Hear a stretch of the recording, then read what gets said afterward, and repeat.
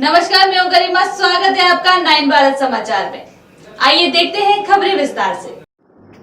बस्ती राजकीय बाल संप्रेषण गृह में बाल कैदियों के वायरल से खांसी, बुखार, पेट दर्द की सूचना के बाद जिला प्रशासन में हड़कंप मच गया।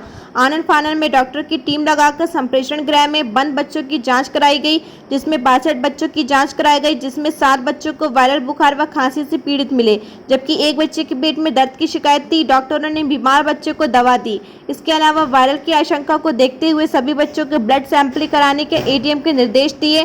गौरतलब है कि कल रूटीन में बच्चों की जांच करने के लिए डॉक्टरों की टीम संप्रेषण गृह गई थी, जिसमें 62 बच्चों की जांच की गई, जिसके बाद इस तरह की खबरें आने लगी कि बाल संप्रेषण गृह में 62 बच्चे वायरल बीमारी की चपेट में हैं। जिसके बाद दोबारा आज डॉक्टर की टीम ने बच्चों का स्वास्थ्य परीक्षण किया।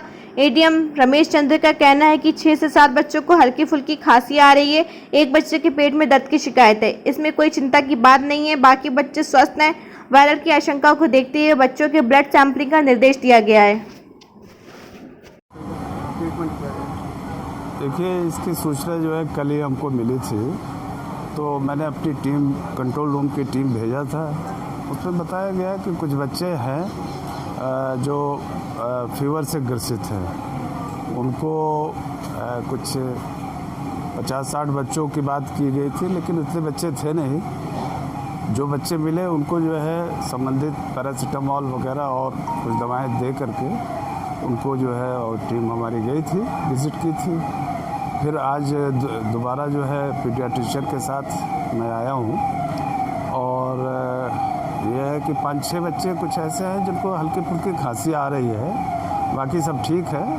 और इनका जो है हमने जो है ब्लड जांच के लिए प्रिस्क्राइब किया है। ब्लड जांच हो जाएगी और इससे संबंधित दवा जो है हम इनको दे करके, और इसके साथ ही जो है अपनी टीम को हम डायरेक्शन देंगे कि बराबर 5-7 दिन जो है इनका विज़िट कर लें। कुल कितने बच्चों की तबीयत आपको? अब कुल 6-7 बच्चे हैं जो इस समय हल्की फुल्की खांसी आ रही है, और इनको दवा दी गई है। फिर आज पीडियाट्रिशियन साहब आए, डॉक्टर आफ्ताब, और इनको ये अभी देख करके और संबंधित दवा दी जाएगी, और इनकी जांच भी करानी है ब्लड टेस्ट करा करके, और इनकी निगरानी भी हम करते रहेंगे।